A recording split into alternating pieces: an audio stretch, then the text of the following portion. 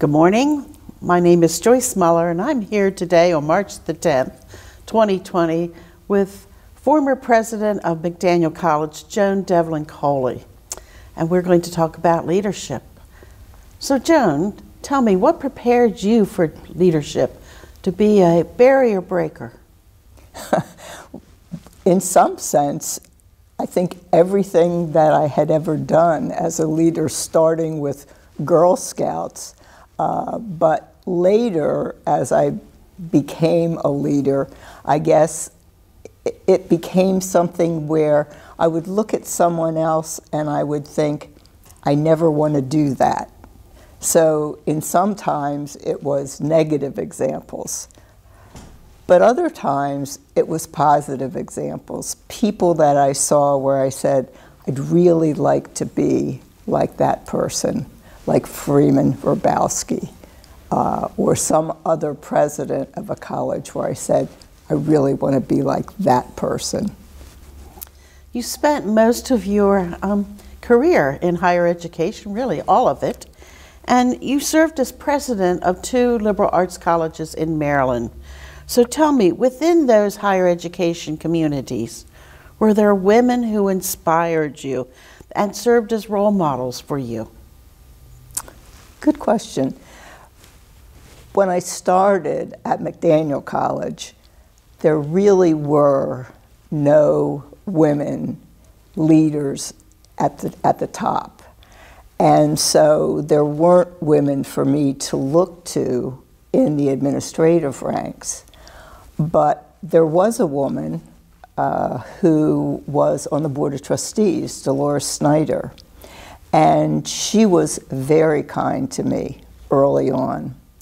And she identified me when I was just a fairly new faculty member and mentored me. And so I would identify her at McDaniel. And as president of Notre Dame of Maryland University, as I had retired, it was just the opposite. Sister Kathleen Feely had been the president there, and she was an icon. She was in her 90s, and she came to me and she said, if you need any help, you come to me. And I thought that was extraordinary. So sort of at both ends of my career, I had different people being mentors. And from those mentors, what are some of the traits that you would share with those women? Well, it's interesting to think of 2 such very different women, but if I think about 2 traits that they shared, one was that they were both unafraid in different ways. Dolores Dolly Snyder was a barrier breaker in her own right.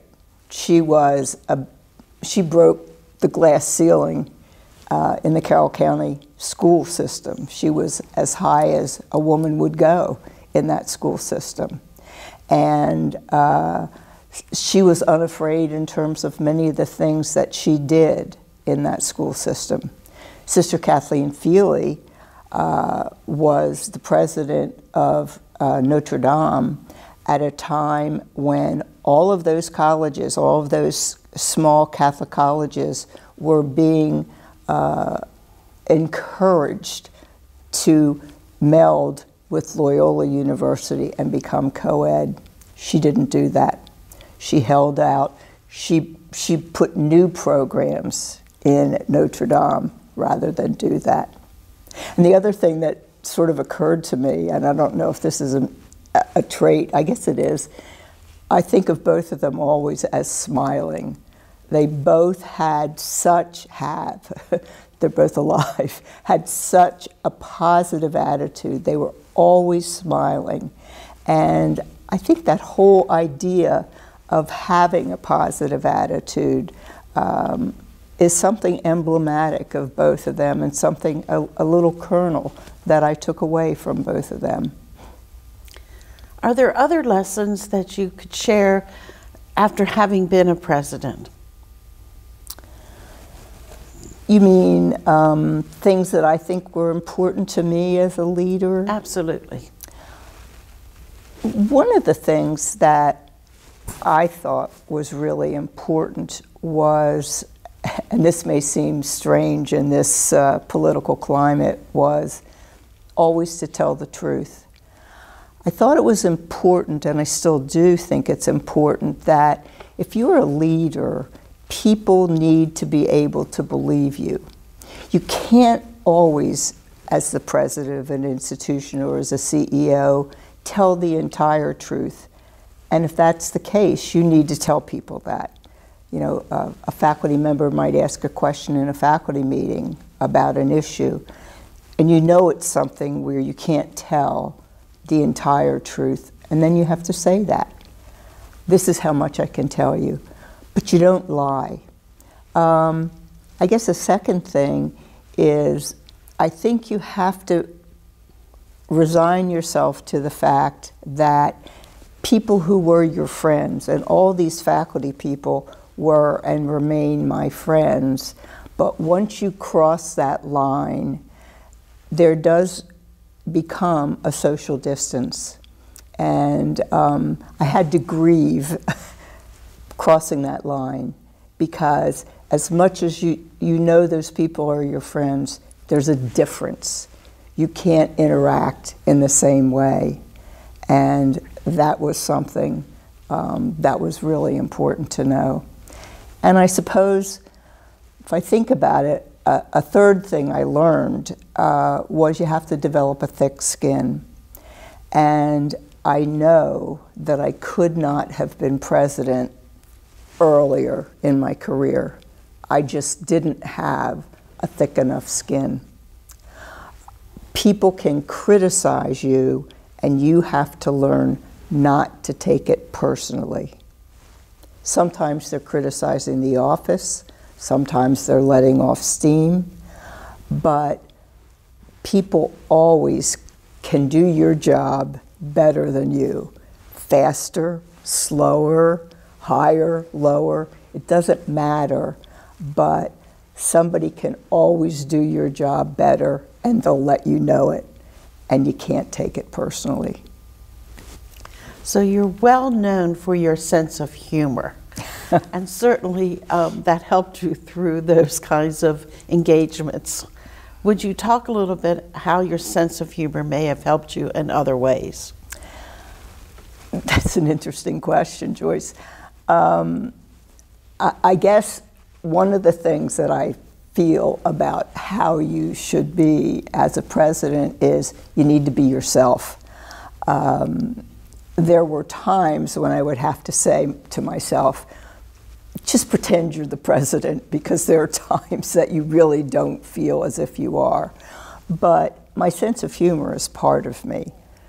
It's how I get through life. And so I wasn't going to be the president without it.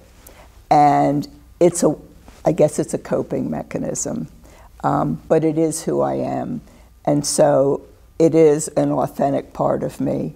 And I think it's a way to let people know that not every decision you make, not everything that happens in a faculty meeting is earth-changing.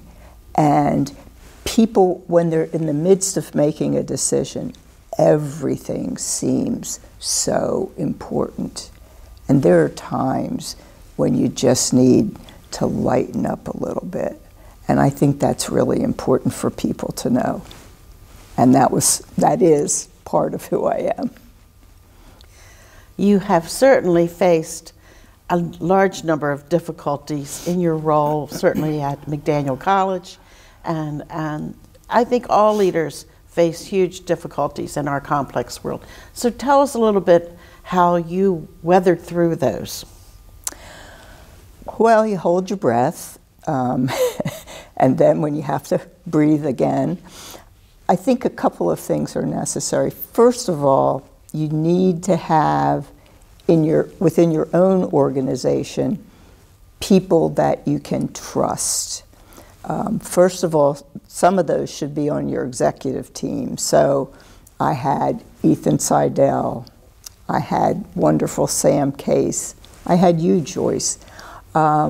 People that you knew were not going to repeat what you said. You don't want to appear weak to other people in the community when things are rough. And so you need to be able to let your hair down when things are difficult. The other thing is when things are difficult, to the extent that it's possible, you need to consult widely.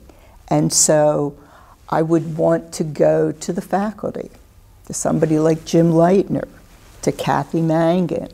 I would need to have people, so to speak, on the ground who would be able to make the case for whatever the issue was. And so the ability to consult widely. And then I found it was really important to have other people in my same role elsewhere. If you could pick up the phone and call a different president and say, how did you handle this? That would be really important. And there are times when no one else had handled whatever it was you were doing, and you just had to deal with whatever it was. The other thing that I found that was really sanity producing was to have a network totally outside of higher education. You needed a way to get away from the job. And most people who take a presidency, a CEO job, are type A people, and they don't ever want to leave the job because we always think that, oh my gosh, if we leave, something will happen. Well, of course something will happen. Something always happens. But you still need to get away. And so you need those people with whom you can get away. And I think that's critically important. And I did have those people. So why is it important today, March the 10th, that we recognize women as leaders and also as we move forward in our complex world? Well, I would wish that 100 years after we have the right to vote, that things were equal. I would wish. But in my opinion, and I think in the opinion of most people, we are still not equal. And so I think it's critically important to recognize young women, women who are coming up. I think it's important for those of us who are fortunate enough to have been able to lead, to do what Dolly Snyder or Kathleen Feely did for me, and mentor people, raise them up, give them some recognition.